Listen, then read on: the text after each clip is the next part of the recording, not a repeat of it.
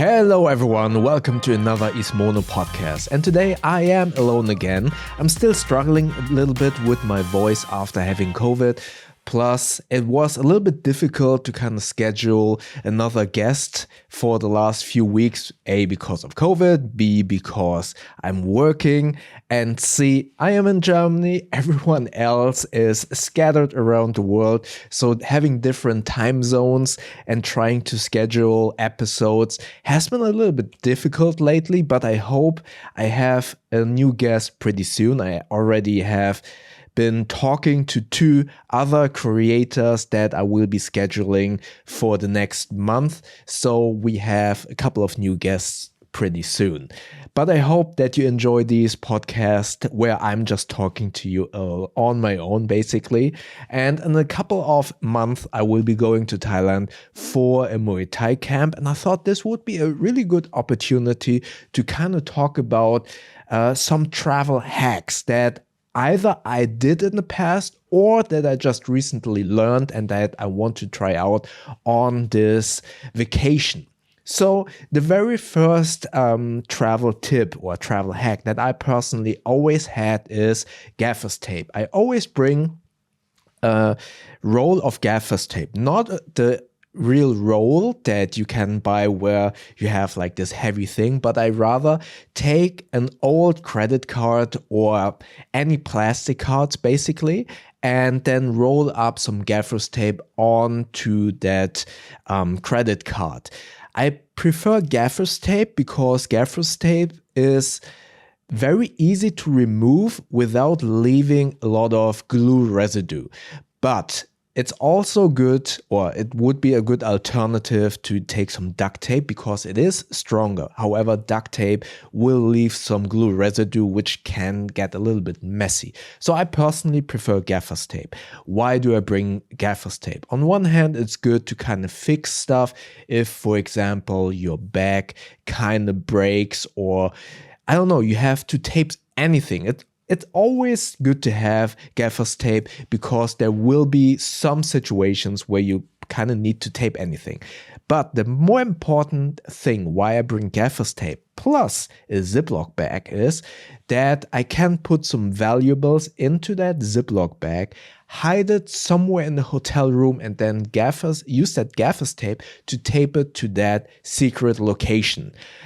I do not really trust most of the safes in hotel rooms. There will be a small caveat to this hack in just a minute, because the staff of the hotel obviously have some supervision code. For example, if a guest forgets his or her code for that safe, obviously they need to have some way to get to the safe if the hotel guest forgets the code, right? So there is always a back door that I don't really trust.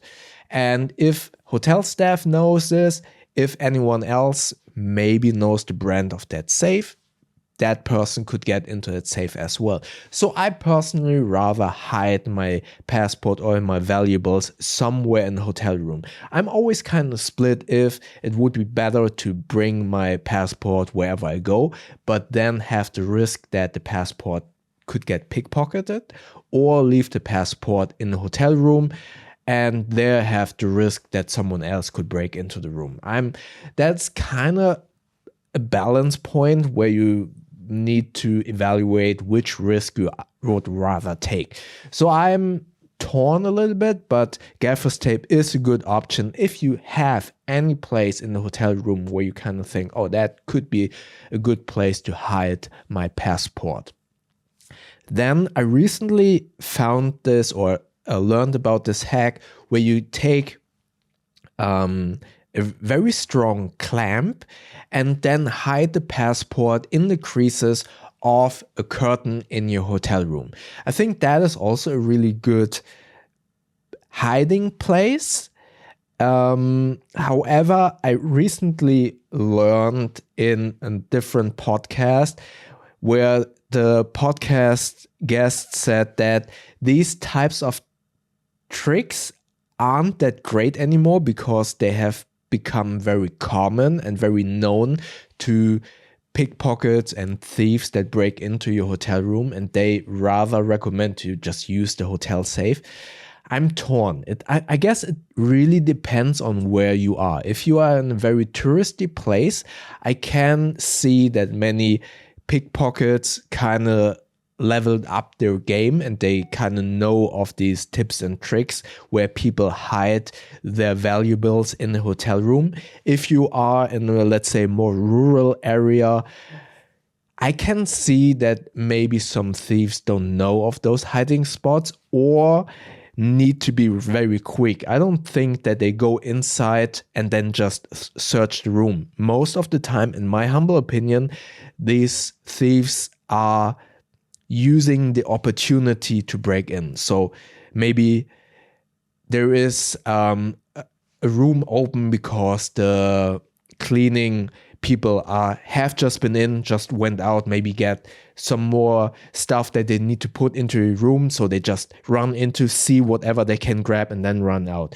So if you are limited on time, then I would assume if you are a thief, you would just go straight for the things that are laying around or go straight for the safe because they would know how to break into that, and they would not necessarily take the time to kind of search your room for places where you potentially have hidden your valuables.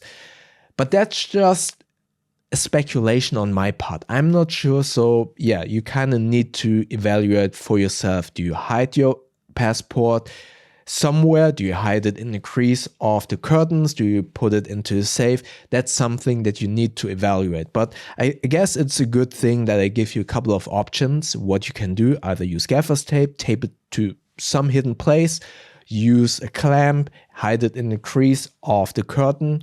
Obviously, use the back part or the ending part of the curtain where it is less likely that someone opens and closes that curtain and kind of flings out your passport. So that is really important. And it is important to hide it in the natural crease of that curtain. So it kind of, the crease falls naturally and it doesn't look obvious that something is clamped behind that crease. So that's the case for your passport and your valuables. So gaffer's tape, clamp. Next up, in terms of security, I always carry 2 wallets, or rather 3 wallets. One wallet is the one that I carry with me with maybe my credit card, my identity card. All of that is with me in my main wallet.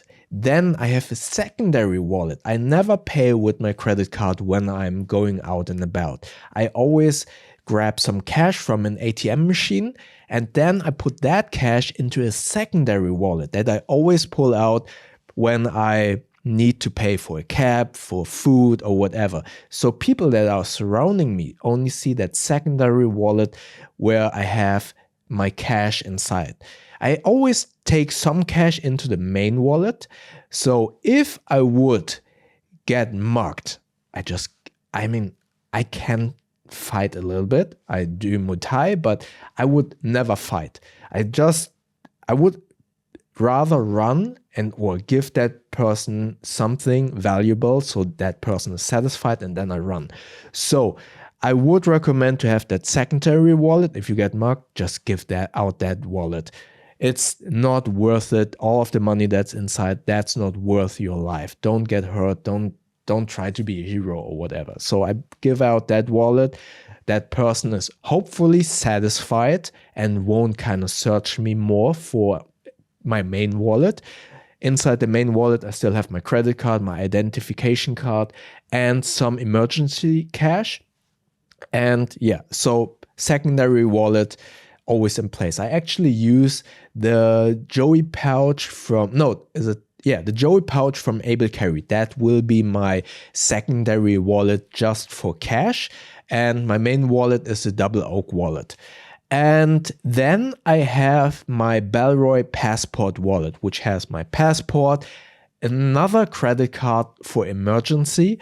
And that's another reason why I would keep my passport and that emergency credit card in my hotel. If I would get mugged, I still have some means of payment and another means of identification in the hotel room. So that's also, I kind of like to create redundancy, and that's my way of having 3 wallets: main wallet, secondary wallet, and travel wallet, all spread out. And yeah, just being prepped to anything that could happen. Next up, redundancy number 2 for my passport. Always make a copy of your passport. Make a copy, for example, after these COVID times, I always have a copy of my vaccination passport. In Germany, we have these vaccination passports where all of the vaccinations that you have are mentioned. I have a copy of that, a hard copy, and print it out and put it into my travel itinerary. I have this leather folding binder, that was the word, where I have my travel information, my hotel booking, my flight booking, my hard copy of my passport. All of that is printed out in that leather binder. So if I would lose my passport, I would still have my identification card. If I lose my identification card, I have my passport. But if I lose both of them, I have a hard copy in this leather travel binder, but I also have digital copies on my phone. That is really important to kind of be prepared for any situation where you could lose one of the other.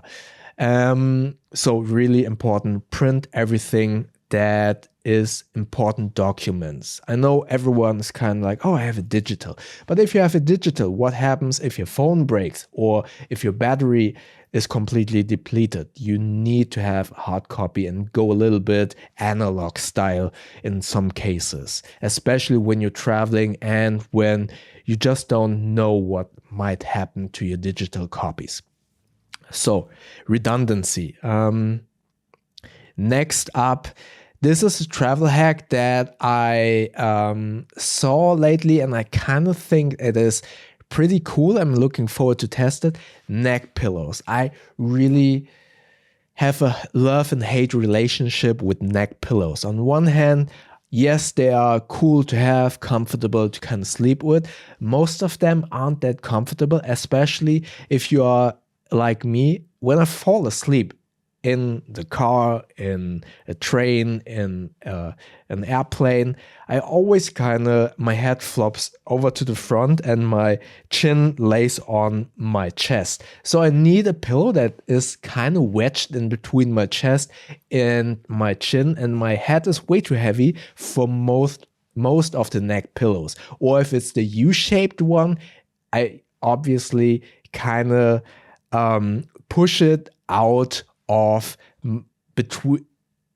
the area between my chest and my chin. So I have this neck pillow that has like this clamp in the back, so I can put it around my neck and then kind of secure it in place. However, that thing is fairly big, and all of the neck pillows are annoying to carry around.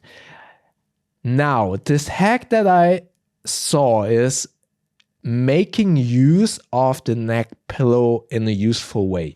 It is annoying to carry it around, but what about if you can use it as a secret secondary bag? So what I saw is, in my neck pillow, I'm fortunate that I can kind of open the zipper and take out the filling of that neck pillow. Now you can use that neck pillow to stuff in some clothing. So what I will do is I take out all of my gym clothing and put that, obviously fresh and washed and not kind of stinky, put that into the neck pillow and then have a secondary bag, free up some space in my carry-on bag and use it as a neck pillow.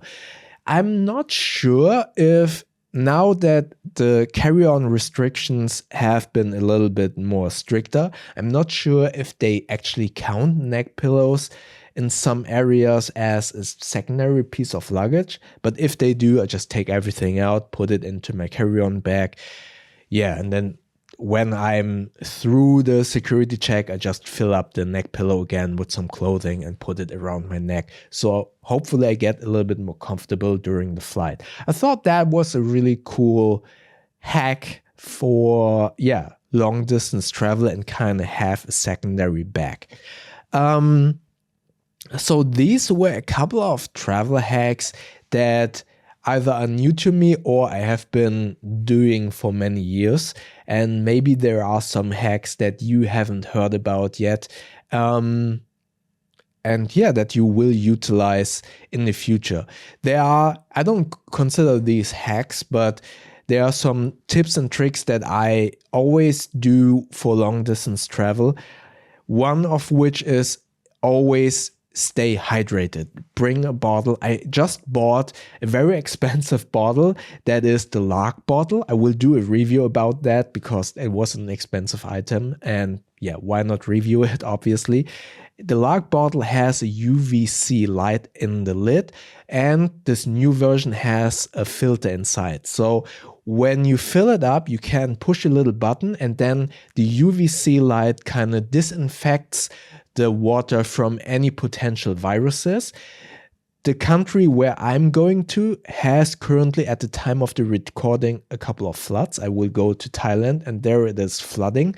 So it is there is the potential that some of the water might be kind of contaminated. I will always drink bottled water, but if I wouldn't be able, it would be a good idea to fill it up, the bottle, or when I'm kind of not sure about the origin of the water, I can put the water inside, close the bottle, switch a button. It will disinfect the water from any viruses, and then the filter inside will kind of block out some other contaminants like lead, chlorine in the water and make the water taste a little bit better. So that bottle is very cool that I'm looking forward to test out. But long story short, going back to long distance travel, bring a water bottle, empty it out before going through the security check, and then fill it up so you have plenty of water during the flight. My flight will be very long, so I will also buy a couple of bottles of water. Yes, you can get water from the staff inside, but I'm I don't want to kind of walk back and forth just to get some water. So I rather bring a couple of bottles and just drink those, and that also gives me better understanding of how much water I have already drank during the flight. So that is really important to kind of track how much water you have drunken during the flight. Drink a lot of water, stay hydrated, because if you stay hydrated, it will keep you healthy in a way.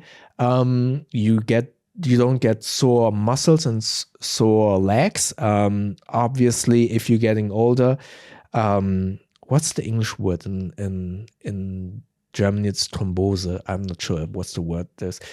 Anyways, you need to move a lot. If you are sitting a lot in a flight, you need to stay hydrated. I get nosebleeds because the air in the plane is very dry. So I bring sea salt water nasal spray, and maybe every 2 hours I spray my nose to kind of moisturize my nose. Also, a dry nose is less, or I'm not a doctor, so take this with a grain of salt. If your nose is dry, it cannot filter out pollution in the air that well. So it is important to kind of have a moisturized nose, so your nose has a more effective time to do its job, More importantly, I used to wear contact lenses, but even now with wearing glasses, my eyes also get dry in the very dry air. I also bring some eye drops. So I drink a lot of water. I moisturize my nose, but I also moisturize my eyes. So I don't get sick, basically. Then noise cancelling headphones, really important. You don't want to get bothered by all of the people talking around you. Maybe a child is crying for very obvious reasons. I mean, I get bothered by the pressure in my ear and the little baby. I'm annoyed by the sound, don't get me wrong. I really dislike if there's a baby nearby and crying, but I do understand that the baby cannot do anything about it. And the parents, what should they do about it? They aren't at fault. It is annoying. We understand, all of us understand that, but we also need to acknowledge that hopefully at least most parents do their best to kind of calm down the child, and the child just doesn't know any better because it is very uncomfortable for the child. So noise cancelling headphones. If you want to sleep, also bring like an eye mask that will kind of block out some lights while you are sleeping. And usually I try to stay awake during the flight, so I will be very tired when I arrive at my destination, so I can kind of be totally exhausted and go to bed and fall asleep right away without having to deal with time zones and jet lag. But in the week before going, I will kind of try to go to bed earlier, so the jump in between the time zones won't be that significant. Let's see how that works. Also, I will bring some, now in Germany it is allowed. It wasn't allowed for a very long time, but now there are some melatonin drops. I will try that. I actually tried it already a couple of weeks ago. I get really weird dreams if I take melatonin medicine to fall asleep. That's really weird. I dream a lot, and I dream really weird when I take these melatonin. So I don't want to take them, but if I notice that I can't fall asleep due to jet lag, I will take them because I want to start training right away. And if I want to train, I need to get some decent rest before training. So yeah, that, anything else? Oh, power bank. Bring a power bank so you can charge up your phone. Maybe if you have a retro gaming device like the Anbernic RG35XX Plus that I'm playing on, or this RG40XX that I'm playing with, then you want to charge up those devices, but also obviously your noise cancelling headphones. I'm using the Sennheiser Momentum Force. You can see those that review in the info tab above. If you're watching on YouTube, I will also put some affiliate links in the description below. Again, I mention this all of the time. With those affiliate links, you won't pay more, but you will support this channel with a small kickback of that sale. So if you consider getting one of these items, yeah, maybe use those affiliate links. And if you do so, thank you very much. Yeah, those were my somewhat travel hacks. Probably, I assume many of you already know of these hacks, but it's maybe a good place to kind of share these now. If you have any hacks of your own and you watch this on YouTube, please comment below and kind of share your travel hacks. And if you have any questions, also comment below. Thank you very much for listening, and I see you in the next podcast episode. Maybe the next one will be a little bit delayed because I have a current job that is occupying me quite a lot. But yeah, there will be an episode pretty soon. Thank you very much for listening, and see you in the next episode. Thank you very much.